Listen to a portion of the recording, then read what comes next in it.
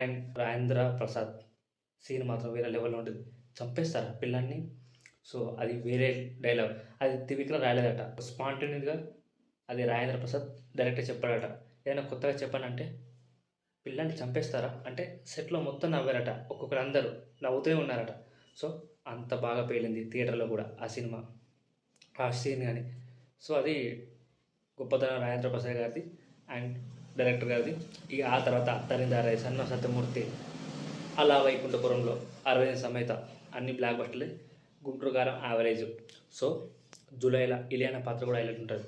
So, తనని మోసం చేయడం గానీ, పెళ్లి చేసుకుంటడం గానీ, వర్షం అంటే వర్షం పడుతుంది, టీ అంటే టీ, బైక్ అంటే బైకు, కార్ అంటే కారు. సో, ఇవన్నీ ఒక టెక్నికల్‌గా బావుంటది. బ్రిలియన్స్ ఉంటది.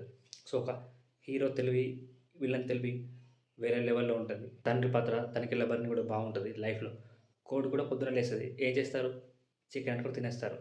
సో, మనిషి అది.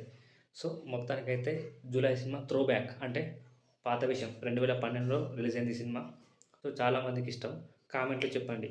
'జులై' సినిమా రిలీజ్ అయితే బావుంటుందా లేదా? సో, కామెంట్‌లో 'జులై' సినిమా అని రాయండి. అల్లు అర్జున్ ఇప్పుడు బిగ్ స్టార్ అయిపోయిండు.